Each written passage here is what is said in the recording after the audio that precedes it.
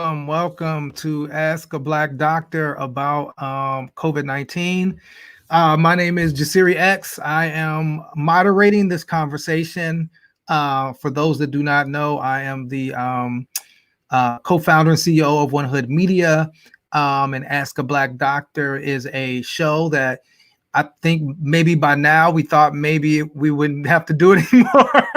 I think, I'm not to laugh, but it's like, it's kind of crazy that, we need the advice of doctors around COVID. It seems like now more than ever, but, this came out of, the What Black Pittsburgh Needs to Know About COVID-19 conversations that we were having with Dr. Bay of Urban Con Institute and Dr. Cheryl Hall Russell of A Black Woman. And, always like to shout out to Dr. Rhonda Johnson for kind of hitting us up and saying, hey, at Gateway Medical Society, we're a group of Black doctors and nurses that want to get this word out to our community to have these conversations and really give folks an opportunity to ask questions. And so, we definitely want folks to ask questions. We have, two dope doctors on that have been on before and are joining us again, so they know how it works, and we have so much to talk about. And so I definitely want to ask our doctors to introduce themselves. I'll start with Daniel. You want to introduce yourself, and then we'll bring on Shantal. Sure. Hey everyone, my name is Daniel Salahuddin. I'm a fourth-year resident in combined family medicine psychiatry, and looking forward to having this conversation today, talking about the implications of COVID, the fallout from the election, and things that we need to know to keep ourselves and our community healthy. Shantal, you want to introduce yourself as well, and maybe tell us a little bit about Gateway Medical Society? Yeah, I'm Shantal Villalobos. I am one of the executive members of the Gateway Medical Society, who is bringing you the show in conjunction with Jasiri X. We've had a wonderful time putting these shows together and going from so many different topics and just being able to get this information out to the community. We kind of wanted to do something as an organization who represents Pittsburgh. It's the minority physicians of Pittsburgh who, coming together, want to do something always to talk about health, be there for the community, be at the upfront, the front lines to provide the information that's most needed. This year, obviously, we got hit with COVID. And so we thought of this unique way to be able to reach the community and be able to be available, and spun around completely what we were doing before and just kind of put a lot of our focus into this. And so it's kind of a conjunction of everybody coming together, trying to meet the needs of the society, of the community, and be available to you guys. And we're always flexible to hear more input or suggestions and anything that we can do for you or things that are needed that we're missing out on, like access, right? So we've put the word out there and we've gotten a lot more access to testing. I mean, we actually can have a word or a say, so we would try to find a way. So it's kind of a nice mix of things. Excited to do the show, definitely. So can you and I'm talking to Gary, our production person. Can you put up that graphic that showed like the United States, like the current state of the United States and COVID and where each state is in regards to like this current COVID surge? Because it was such a graphic that I thought was like super stunning. Our brother Marvin, Dr. McGowan, is in the chat talking about this latest COVID surge, and this was something that I saw on Twitter, and was kind of like, wow, like look at how the United States of America is kind of handling that. Do you have that, Gary, that graphic? All right, let's see. Let's have him bring this up. Oh, it cut off. You can't bring the whole picture up in there. It was, I guess I can describe it. It basically showed the whole United States, and like every single state was red. Mm-hmm. Like every single state was red when it came to COVID-19. So is there a particular cause of the latest COVID surge? Like, was there something that we didn't do, or did we skip a step? Because we went from looking like we had it under control a little bit, and it almost seemed like there was a semblance of getting back to normal, to now it's in everywhere you go, like every state's in red. What's the cause? Yeah. So it did escalate pretty quickly. I think I can definitely, there was a period of time in August, September, October, we were getting a little bit more comfortable. People were going out in the world a little bit more. Yeah. And so it's right. There it is. There's the graphic right there. Wow. the total. Yeah. That's where we're going at right now. You know what I'm saying? Yeah. Seeing that is it's very impactful. I mean, there's no other way to describe it. But so this was predictable. This was predictable. We knew when COVID when it first came to us back in March, when we had the lockdown initially, we were anticipating, trying to figure out the patterns of the virus. And one of the things that we were really worried about, just given the fact that it is a respiratory virus, is that it will get worse in the fall and the winter months, because that's when people tend to cluster inside more. They're not going outside, I'm sure we all remember in the summer months, we were all doing our social distancing activities, going out in the park, enjoying the nice weather outside, and doing all those things and whatnot. But as it's gotten colder, people naturally are going to be spending more time inside. And as a result, you're going to be a little bit less careful. There's a lot of precautions that we are taking with social distancing, with wearing masks, that have been ramping up over the last several months. And I think that it's a combination of just us being inside more, in addition to the fact that we may have started to be feeling a little bit more comfortable with adjusting to like what we see the new normal of COVID as our day-to-day. And so I think that combination can explain kind of what we're seeing around the country. The other part is you have now it's holiday season, and unfortunately, as much as we wish this wasn't existing, you can't just wish it didn't exist and then pretend and then continue on. And so what the events that just occurred, we had Halloween pass by and we had an election. And so we foresaw that there was going to be gatherings, there's going to be masses of people in the same area around others who are not normally around each other, aka like the election, but also Halloween, where this is a potential outbreak. So these are always locations where you can have big outbreaks. We were thinking ahead for the election, big push for people to mail in ballots, to vote out ahead of time. We were doing lots of communications out to the community, giving rights to folks to get to the voting polls early and to try to take precautions as much as possible, because we foresaw that there was going to be a big outbreak come November. And I foresaw that for the election. But unfortunately, before then, there's actually big outbreaks happening because of having Halloween parties. And so unfortunately, we did see a lot of folks getting together for Halloween. And unfortunately, it's not that it didn't exist anymore, and young folks can still get it. And there was a lot of young folks, unfortunately, here at Pittsburgh, at the university, who there was major outbreaks and they were spreading around. And this is from Halloween parties. You're more likely to be spreading it and not taking the proper precautions if you're inhibited, aka drinking alcohol and thinking that you are safe from a virus. Maybe you're not even thinking about it, getting together, being indoors, socializing, and so then you see big spreads. And so this is a lot of what was anticipated, and now we are starting to see the uptick. Yeah, I mean, I think I guess I sit back and think that that's weird because, I don't know why you would think about going to a party, but at the same time, I mean, we just we participated in an action kind of around after the election, and we were on the South Side, and there were like people inside bars, and I was surprised. I don't know why. I guess at this point, I don't know. So I guess, what do you say? Is it? Are people like looking at the numbers and feeling like, well, there's less deaths? I was telling you all earlier, ironically, the number of people that have COVID today in Allegheny County is 412, which is 412, the area code of Pittsburgh.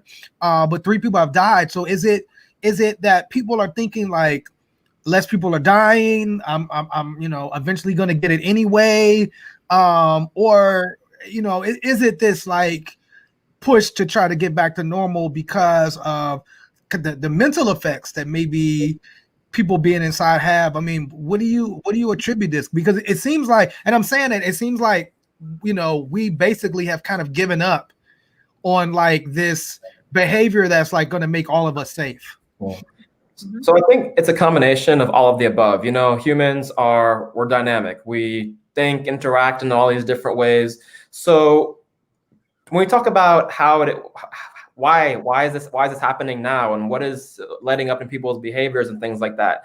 Well, first of all, COVID fatigue is a real thing. When you have what we've been through in 2020 so far with the lockdown, social isolation, really, I mean, that has a profound effect on people. And then you have a glimmer of hope into the summer months where you have these opportunities to go outside and interact more. And then all of a sudden we're seeing improving numbers. And then it's like, okay, I'm gonna let my guard down. And so next thing you know, we're having outbreaks. So like that's part of the reason.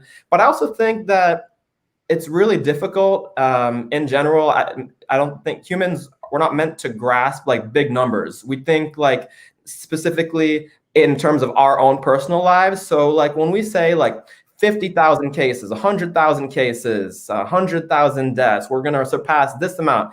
That doesn't necessarily register. Even as a physician looking at data and everything, you have to consciously think about that, because I don't believe that as humans we're really hardwired to be thinking about that on that kind of a scale. So I really think that as well may have something to do with why we may have been a little bit more lax than we were several months ago when it was an order to. No, I think you're right, because it's like you might look at that 250, or now I think we're 240,000. We're either eclipsing or going to eclipse very soon. And somebody might say, well, if I personally don't know anybody, because I had a conversation about a month ago with a friend of mine that was like, he said it's a hoax. He was like, it's a hoax. I don't know anybody that has COVID. These masks are going to protect me. I don't believe. He was like, I don't believe in it. And I kind of was like, it's surprising. It's surprising. Yeah. I mean, he also said he was like supporting Trump. So I was thrown all the way back. Yeah. But I was like, wow, like here's somebody that travels and that kind of goes about in the world, and he was like, he didn't have a mask on, and he was like kind of like it's a hoax. And is it do you see that, Shantal? Is it kind of like, because I mean right now we're talking about 10 million people. That seems so large. That is maybe it's incomprehensible. Well, the hard part is there's a lot of layers to this, and part of it's been politicized. Flat out, it's been politicized, and it's an unfortunate situation that all of this happened in an election year, right? And so then somehow it became polarized, and a lot of folks didn't want to believe that this is true. We don't wish for this to happen. I wish it didn't exist, but there's one thing in like wishing it's not real, and accepting that it is and working with that. The situation that we started to see unfold is folks who are for a certain party not wanting to believe that this was true and that it was all a hoax. And when you start to mix science into politics, it just gets really mucky. And we were trying the entire time to make this clear. I mean, this is why this show exists, to we can reach the community to say, listen, folks you can trust, please, this isn't a hoax. This is our communities who are being affected. Blacks and Latinos are literally dying by the double more than everybody else. This is a serious matter. But for other people to get in your head, for the media to be speaking one way, for other folks to be pushing another thing to say, oh, no, don't worry about that. It's like, wow, I don't know how all of a sudden people stop believing in science and people stop believing things, and they can believe things that just get muddled through media. And the beauty of technology is today that we have so much access to get information out. But the harm in today, literally the harm, the deaths that we are seeing by having information posted and people don't know what to believe. Yeah. So politicizing science in this situation meant so many deaths. The other part is that it's hard to be thinking outside the self. You're thinking, I'm not feeling anything. I feel fine. What are you talking about that I am going to affect other people and kill other people? It's hard for people to grasp that concept. One, it's hard to have people not be selfish and just think, well, what does it matter about the community? It's about me and myself and the family. So there's that. It's difficult to argue with that because we want to say it's about the community. But the other part is I literally don't feel symptoms. That doesn't make any sense to me. And so the science behind the way that really any microbes work, things that you don't see, is not so simple. You can carry some kind of virus, bacteria. Viruses are doing this all the time. We've always done this. And we carry them, and it could be enough to infect another person and have them be sick, but not yourself. And that is a difficult concept to have everybody try and grasp, but this is what we're talking about. And so that's the asymptomatic carrier. That's the young folks spreading it everywhere. That's anybody who is spreading it. That's why we want everybody to wear masks, because you could be one carrying it and spreading it to others, or somebody could be having it, you don't know, and you're going to infect yourself. So that's the mask wearing. But it's very difficult to have folks believe that. You have so many different things being posted, and you have people who are like for something and against something, saying one way or another. So politicizing it just really doesn't help. You get into heated arguments, and so it's like, oh, well, no, I believe in this, so I'm not going to do that. And you're like, what? So, and if you never see somebody die from COVID, it's a real thing. And it's hard to explain that to people. And then they're like, well, that's not me, so it doesn't matter to me. And so it's like, you have a lot going on, but please believe people are dying, and we've seen a lot of folks die, unfortunately, even here in our small community. Yeah, I want to. Go ahead, Daniel. Sorry.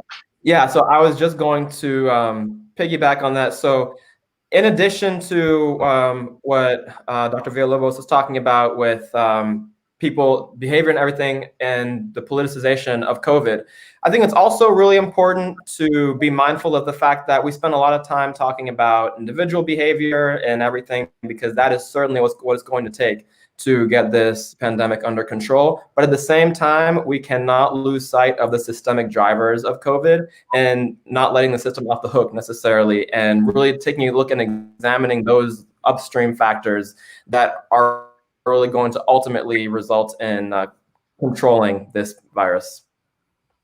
No, I wanted to just say, like, I want to get back to that, because I do want to get back to kind of the politicization and election. But I did.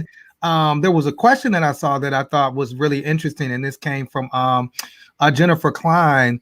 What do we know about the long-term implications of contracting COVID on an individual's health? And I know Dr. McGowan also talked about like long haulers. To me, I think like a lot of times people are looking at COVID like, I get COVID, I get better. Like if I get it, I'll be sick for a couple of days and get better. But we are seeing folks that have long-term health implications. Can you talk a little bit about that? Or, Dr. McGowan had mentioned, he said there's been little talk about the long haulers. Some patients are experiencing prolonged heart, kidney, and lung damage. Can you all talk a little bit about that, and what these longer term implications that you're seeing on folks that have contracted COVID-19? Yeah. So one of the things about COVID that's so scary is how variable it is. We don't have the tools or the information, honestly, to be able to predict one way or the other who's going to get sick, who's going to be asymptomatic. Of those people who get sick, who's going to require hospitalization, who's going to be able to ride out at home. Of the people who get hospitalized, who's going to be able to get discharged, who's going to die. Of the people who get discharged, who's going to recover, who's going to continue on to have sequelae from COVID. And so what we do know is there have been studies showing some residual lung scarring. I myself have a family member who has who unfortunately had some lung scarring, but fortunately has gotten better. But lingering shortness of breath, lingering symptoms. So that's definitely something that's concerning. And something that needs to be getting more attention as well is the mental health implications. A recent report came out from a journal that showed that 20% of people who recovered from COVID or who have had COVID were subsequently diagnosed with an anxiety disorder or some other sort of mental health disorder, and so including PTSD. And so we should be mindful of the mental health effects of not only what we talk about in terms of the collective of us all being impacted by COVID and having to isolate and everything, but specifically, is this virus actually affecting the affecting us on a molecular level, that's actually affecting the way that we may be like the brain, essentially. So Wow. a lot to be determined. Mm-hmm. And a couple of things is that long haul, it's hard to answer that. What do you consider long haul? We have at best 6 months, maybe, of information from when people were sick until right now who are post recovery. Maybe we have up to 11 months or so from the first folks that were happening out in China and in Europe. And so data is very scarce because we don't have that much time ever since all of this hit. This is literally happening this year. And so the data keeps rolling in, right? We keep assessing, and all we can do is what we call anecdotal from what we've seen, what we've taken care of. And so we have folks in McKeesport where we, like Dr. Salahuddin and I work, where we had a lot of patients pass away. It's very sad. We had folks that we were very close with in our clinic pass away.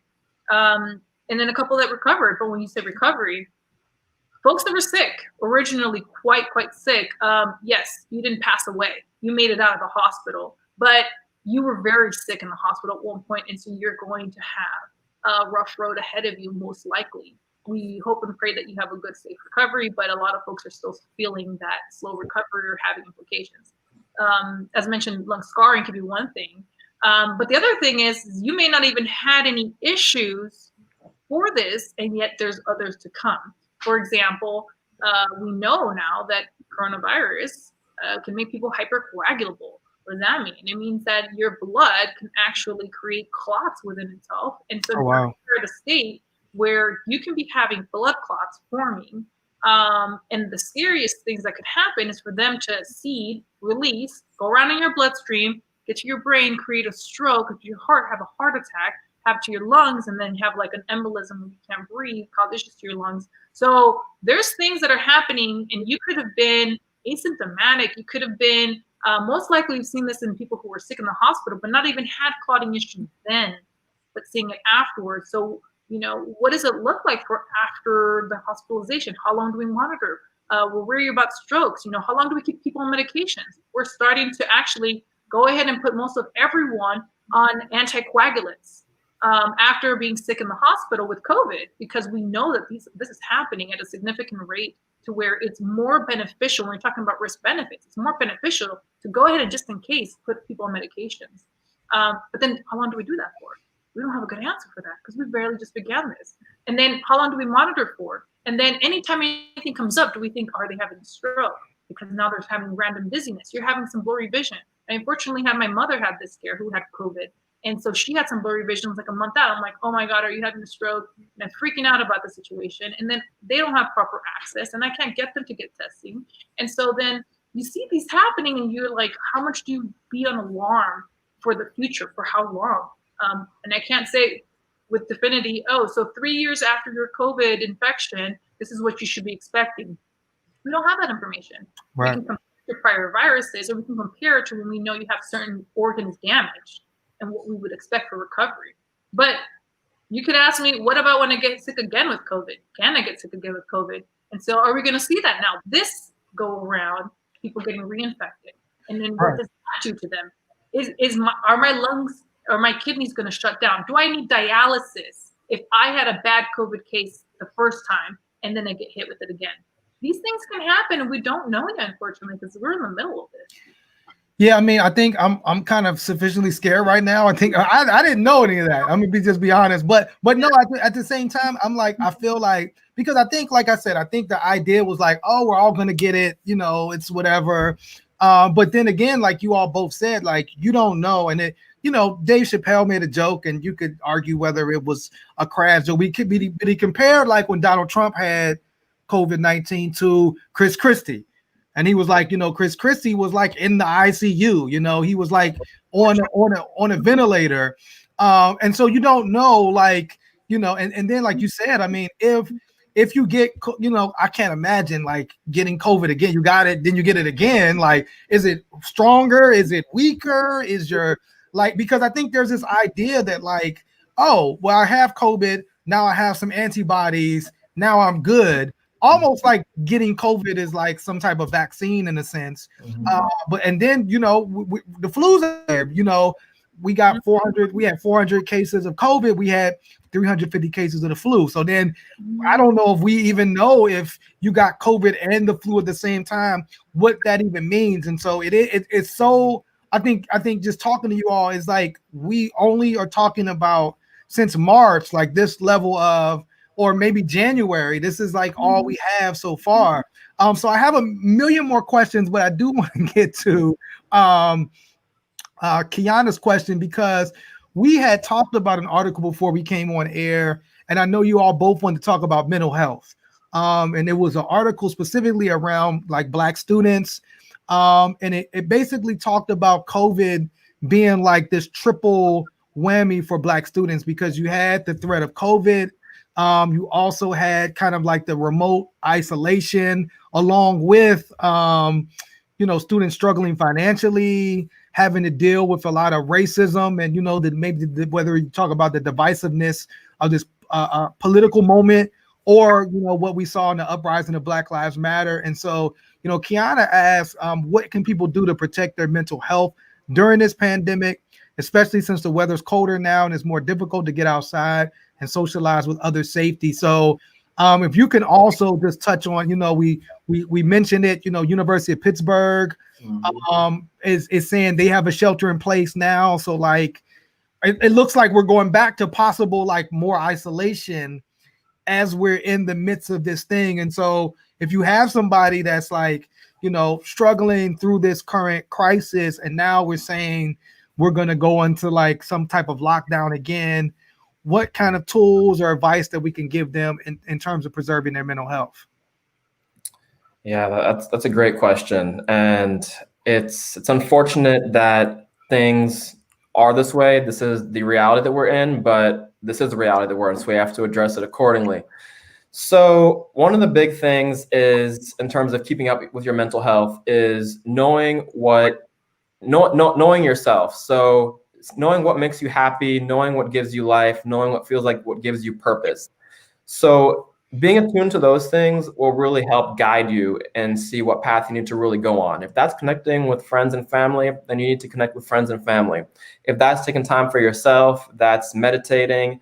If that's doing activities like reading, doing yoga, things like that, then you need to be staying on top of those things and make it a priority. Make it as much of a priority as you would any other job in your life, because when we become very intentional about these healthy habits, that's when we're really creating the best life for ourselves, because we are intending our mental stability, basically. Because we all know these winter months up here, it can get dark, can get lonely. It's cold outside. It gets dark so early, and so absolutely, you need to be in tune with yourself, and absolutely need to. If you find yourself struggling to the point where you are really not feeling like you are feeling like yourself in any way, then absolutely reach out and talk to your primary care doctor. Get connected with some services.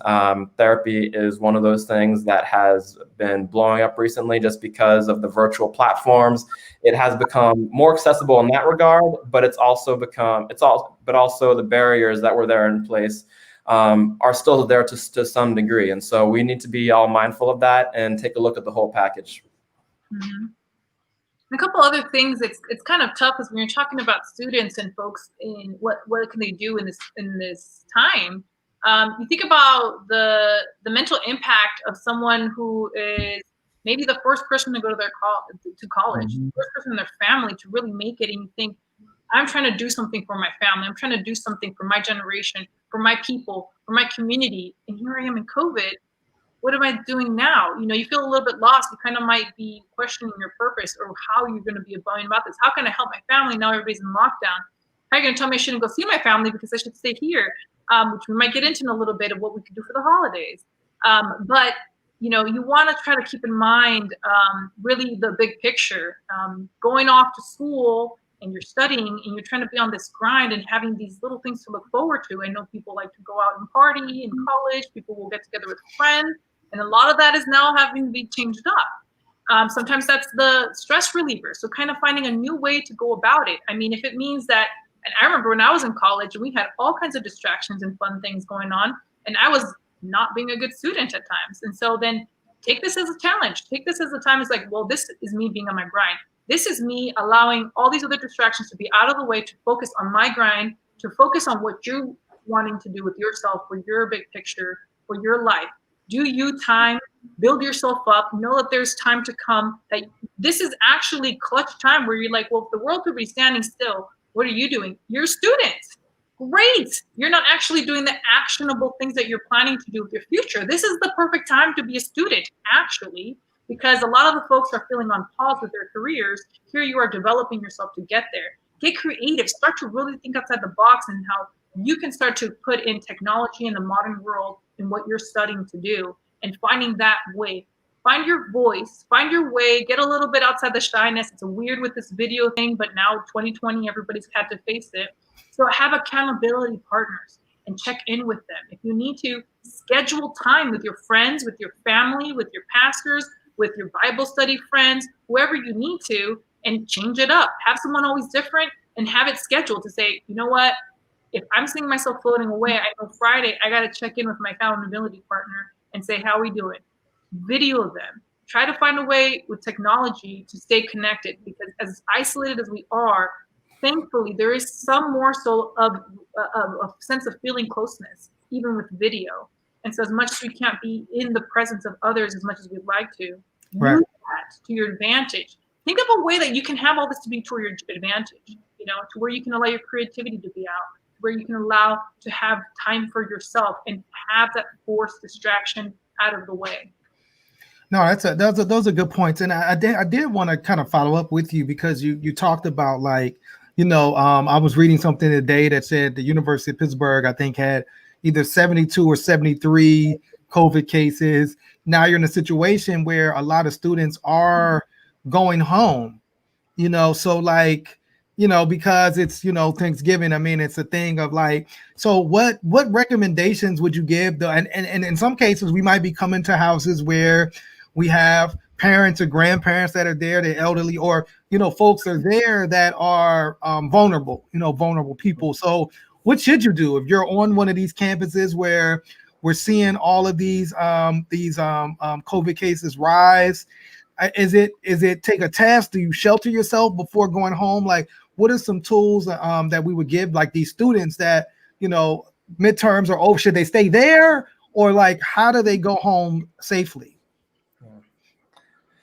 Yeah, that's I would say first and foremost, just be mindful of limiting the number of people that you're going to be going to. And so if talking about Thanksgiving gatherings, maybe instead of having the whole family there, extended family and everyone, just have a handful, maybe 2 or 3, you know. I think that minimizing the number of people who are together at any given time, that's what's going to help prevent the spread to devastating levels. So with that said, as it relates to college kids, I feel like that's a really that's a tough situation, because where are you going to go if you can't go home? You know, you're not going to, like, staying on campus during Thanksgiving. I don't know. But if possible, I would definitely recommend getting a test, making sure that you don't have COVID, so that you're not presenting a transmission risk. I know that a lot of college, especially with what's going on at Pitt with the shelter in place and everything, a lot of high-risk behavior is happening on college campuses. And so making sure that you're good from that standpoint. But other than that, I mean, if you have the ability to, certainly doing a self-isolation or doing a quarantine. But my number one recommendation would definitely be getting tested to make sure you know where you stand. Mm-hmm. And the difficulty sometimes is the access, right, to get to testing, and the cost. It's very difficult still. We wish we could have just been everywhere. Anyone can at any point get a test. And then also the timing. So even if you know you can be able to get a test, if you do plan to travel or go home, you still want to isolate yourself and be sheltered in place, be quarantining yourself days before that. Because if you are surrounding by people one day, the next day you get the test, everybody that you were around the last couple of days, they could have been the ones that infected you. It's not going to be positive.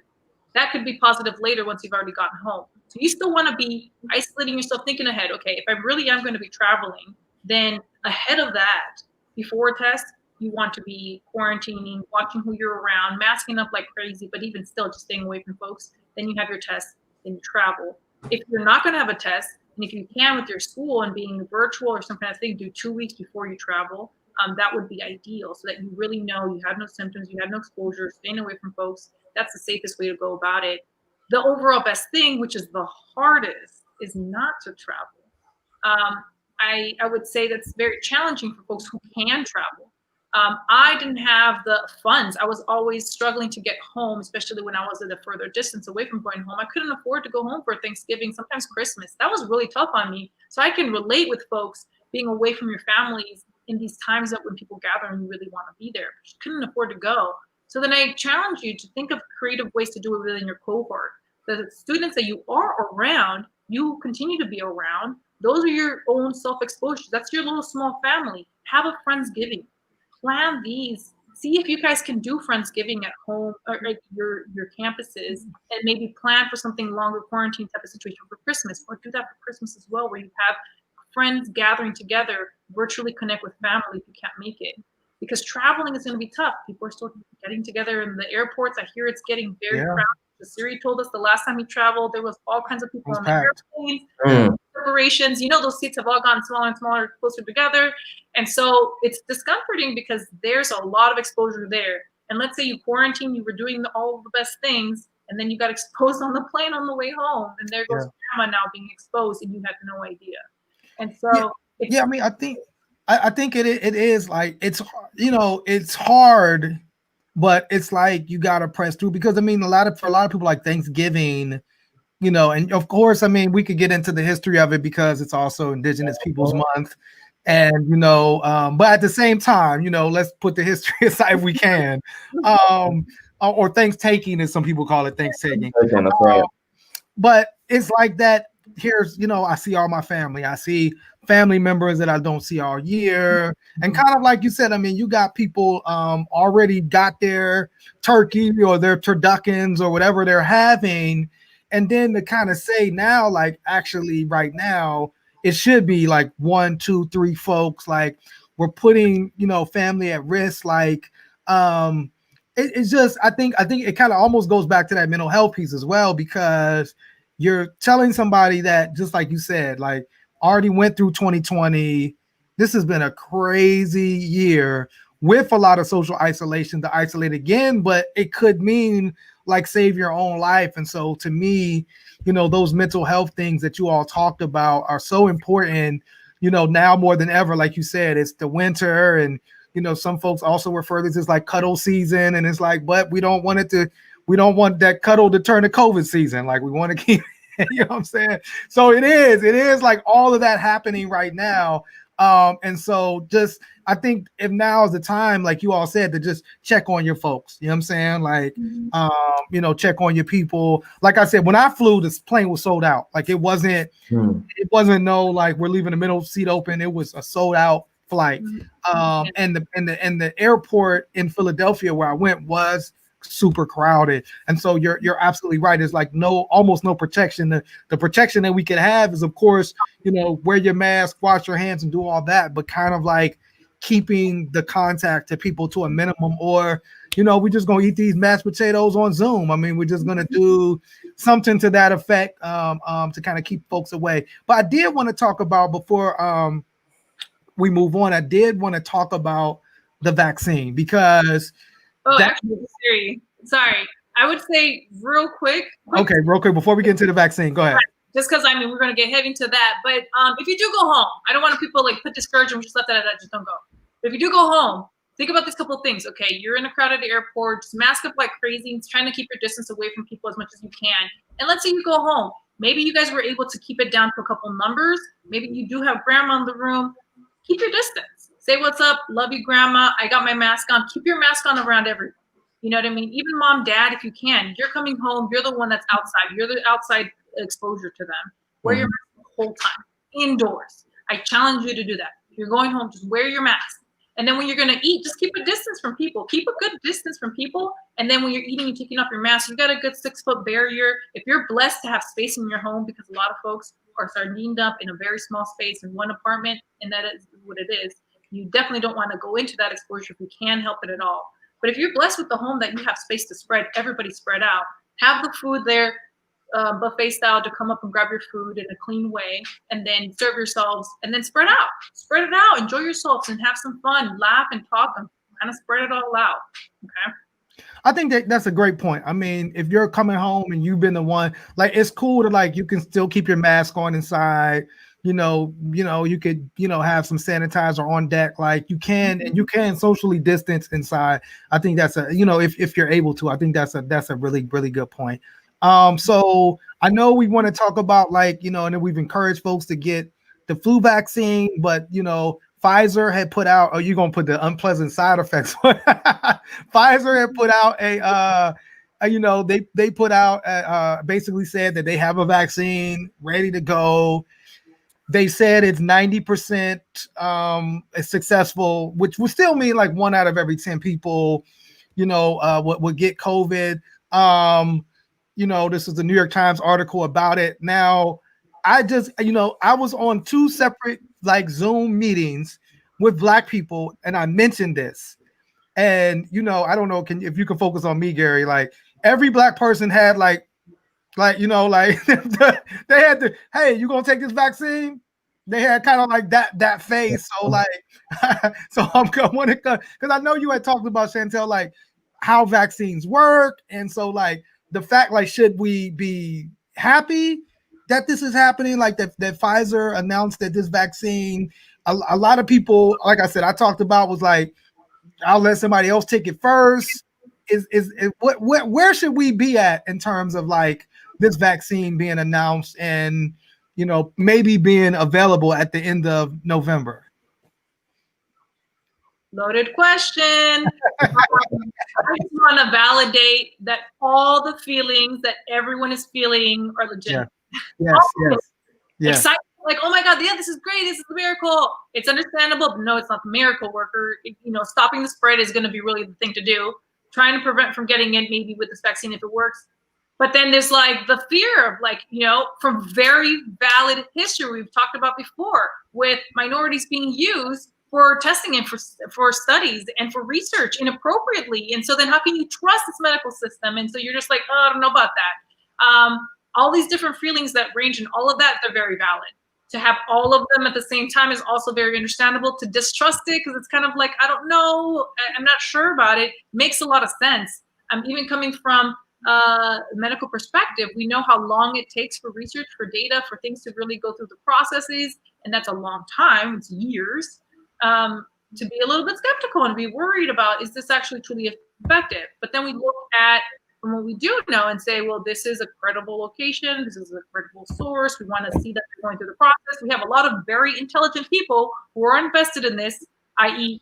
everybody in the entire US right now is very affected. So you don't think the smartest of the smartest are also very invested in trying to make sure to go through the processes. And so people are really looking at this. And so you can partly be like, okay, wait, well, if I can trust in those who I do believe in, to be like, okay, maybe, then I can feel a little bit more at ease. But then you put in all of everything that there's the potential for it not to be working. So all of those feelings are there. Can I give you a clear answer of like, no, yeah, I don't know, honestly. And I have gone through all of these waxing and waning feelings where you want to say, yeah, I mean, it's all good, but then someone else. Yeah. At the same time, what puts me at comfort is knowing how vaccines work and what we have used and what has done. And what is the worst case scenario versus with doing it and not doing it, okay? Worst case scenario, most of the time it's gonna be a placebo injection. Nothing happened, okay?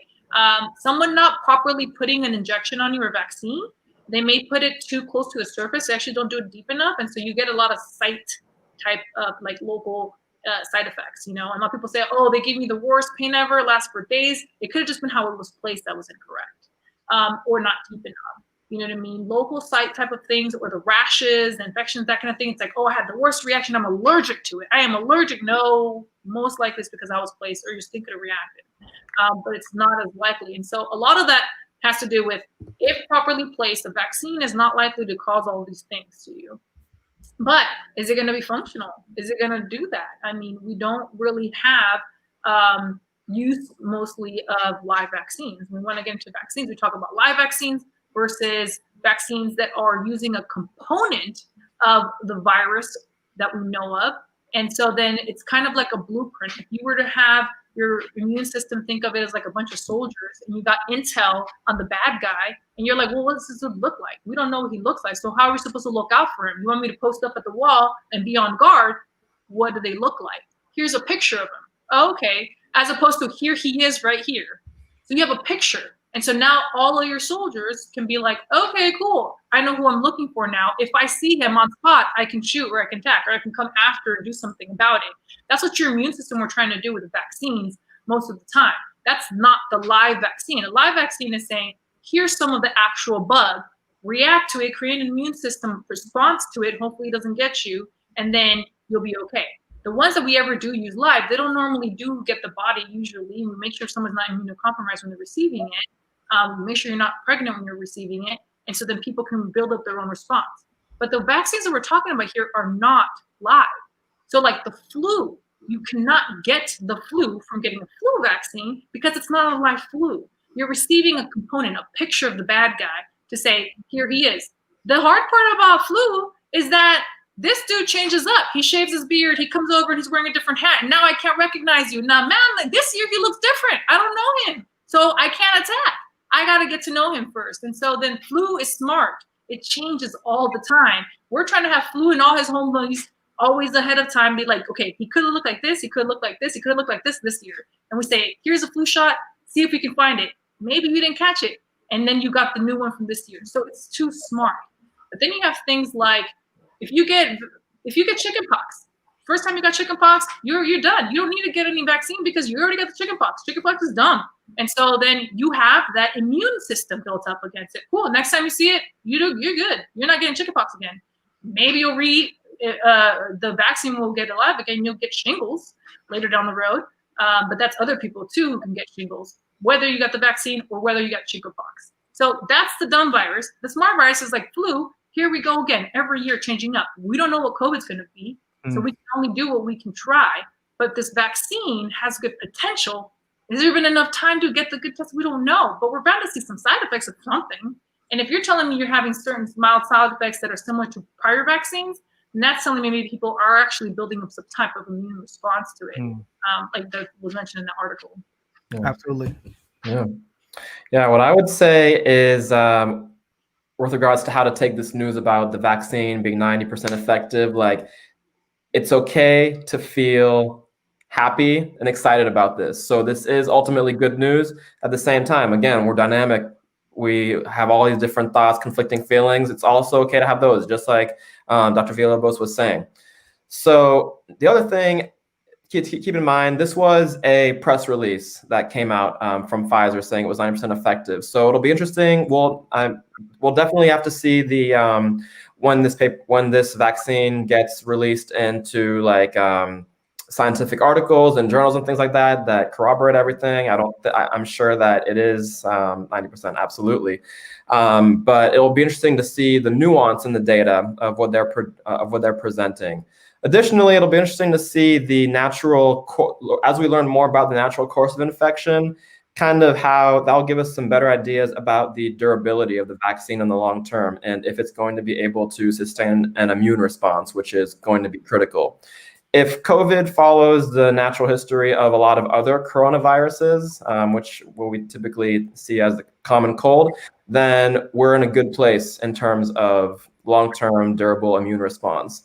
Although if it's a variant, which COVID has done all these kind of weird things. And there have been some case reports of people getting reinfected as we were describing earlier.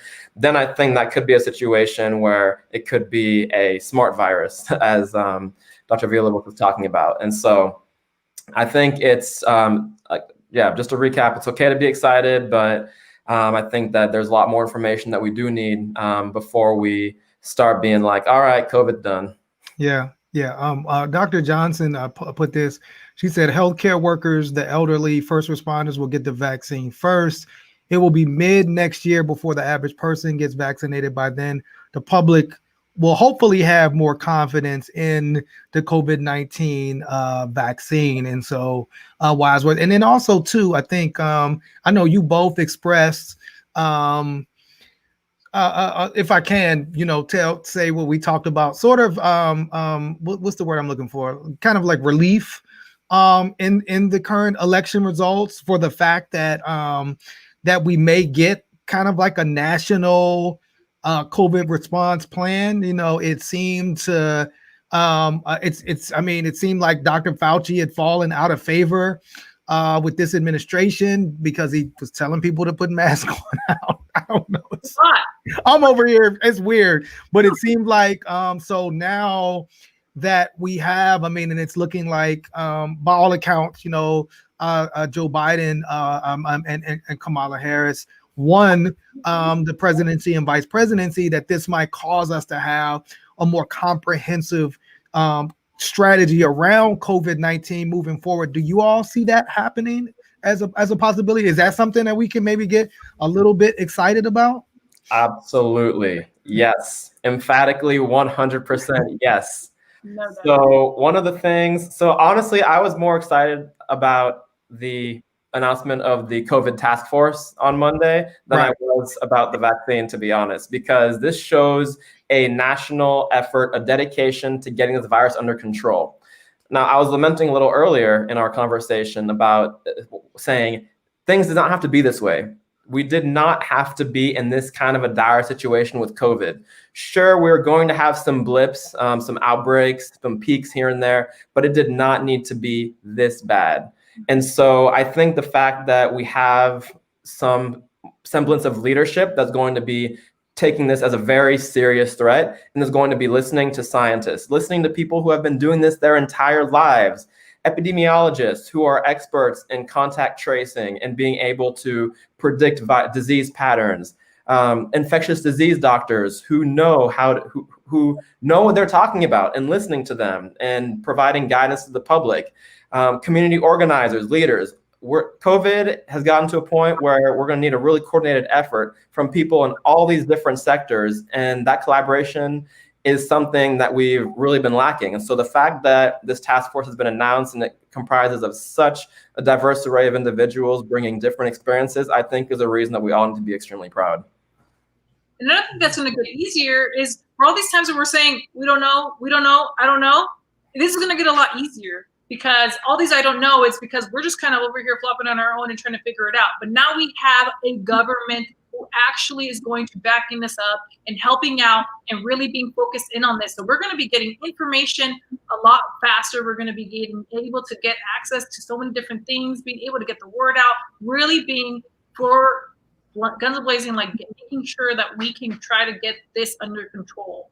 And it's a group effort. This is now a united states working together as we all face and come across a pandemic, and not just everyone to each his own, make people don't believe that it exists, kind of like have other people, there's conspiracies everywhere, and just be like, yeah, look at that, we got them not to believe, and now they're the ones dying. We're like, oh my gosh, squash all that, all in this together, make this work. We have a task force.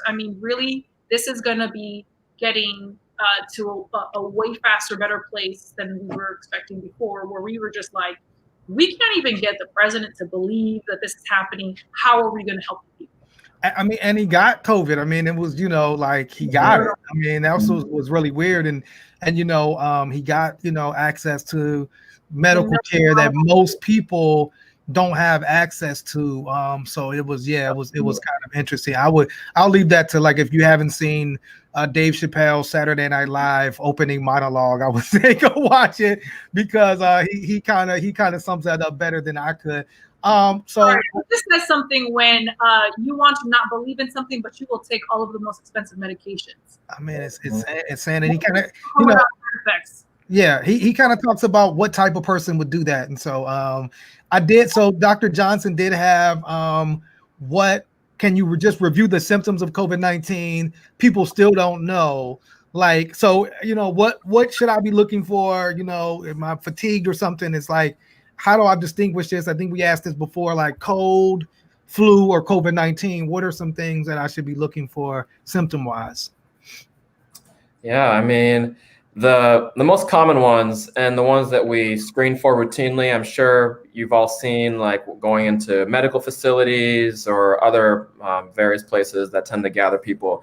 They're checking temperatures. So fever is one of the mainstays of COVID. If you have a fever, then in isolation, then you should be thinking, oh, maybe this could be COVID. With that said, there are tons of people who get COVID without a fever. So that lends to thinking, okay, what else can I be looking for? Additionally, there's cough. So coughing, typically a dry cough, and then shortness of breath associated as well. One of the symptoms that we're seeing in younger folks, but not completely exclusive, it can be anybody, is loss of taste and smell. That's very commonly a presenting symptom. And so I would say that out of all of those constellation of symptoms, if you have any combination of those, then absolutely our threshold, if you came to us with those symptoms, our suspicion for you having COVID would be pretty high at that point. Mm-hmm. A couple other things, I mean, you want to think about, unfortunately, there's a lot that overlap. So Dr. Salahuddin mentions the things that are kind of unique that we're seeing is that loss of taste or smell. And by the way, just so you guys know, those are two of the symptoms that people are actually seeing lingering.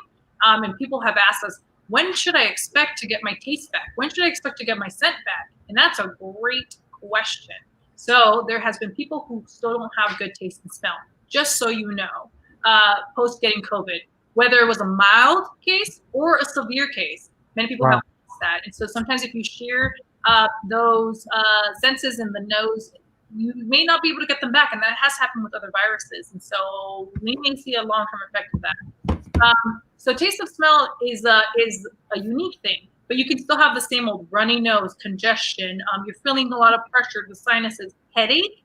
You could feel dizzy. You have a cough. It could be dry, but you do see people having a wet cough, producing things. If it's affecting your lungs so much, you could be having shortness of breath, which is the one that we really look out for and tell you to come to the hospital. You need to have your oxygen saturation checked. You could be having chest pains. You could be having symptoms that are like of a PE, which is a pulmonary embolism, which is a clot in your lungs because you were coagulated because of COVID. And so then you're taking a deep breath and your chest hurts. If your chest is hurting at all, you should be calling a doctor, going to see the doctor in the emergency room or in a clinic. You could be having full body fatigue, but also myalgias, rigors. We say you're just shaking, you're having that awful achiness with a fever or without a fever. You could be having difficulty walking. You could be having diarrhea. So GI symptoms, not feeling like you want to eat, loss of appetite. So all of these different things can add up, and these can all be symptoms of it. In the hospital, we screen folks. Sometimes we say, for any of these symptoms, I'm already thinking COVID. You're walking in the hospital, I'm thinking COVID. I just want to make sure. And we have caught actually plenty of COVID in the hospital from somebody just having diarrhea. Like, why are you having diarrhea all of a sudden? That's the only symptom you're having. And then we saw that they were COVID positive. So it can be any one or none or all of these symptoms, and plenty others that are rare, but these are some of the things to look out for.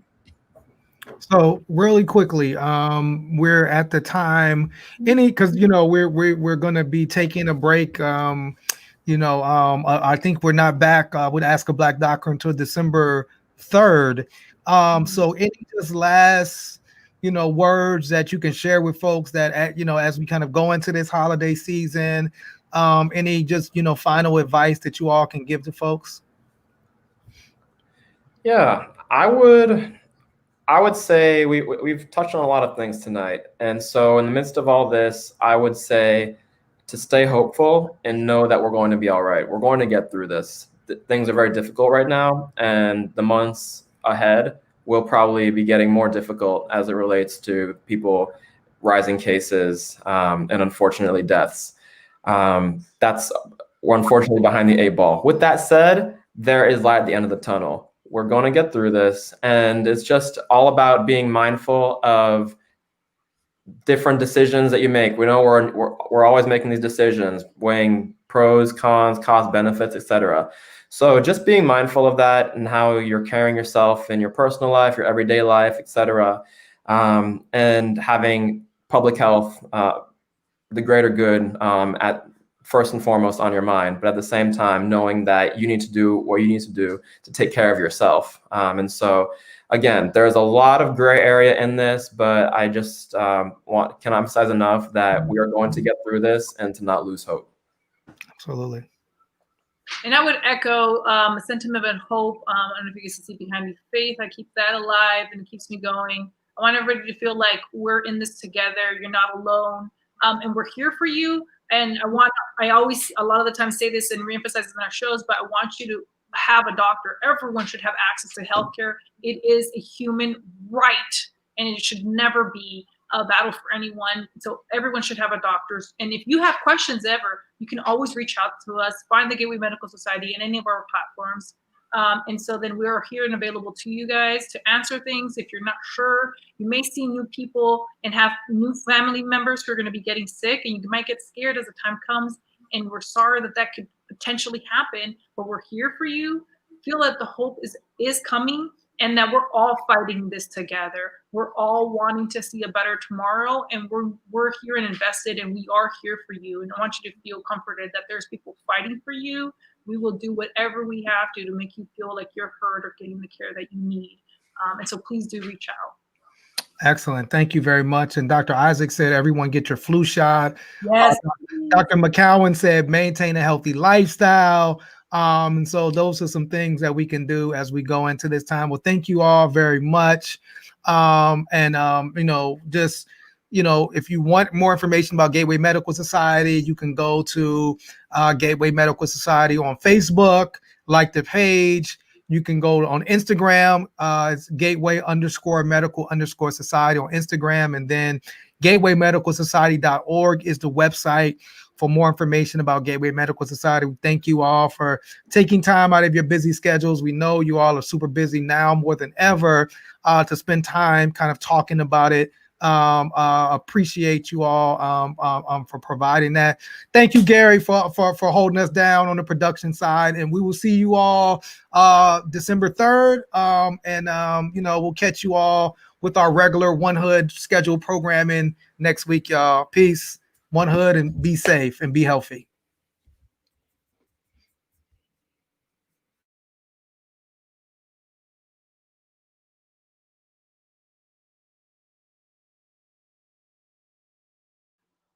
Are we off now?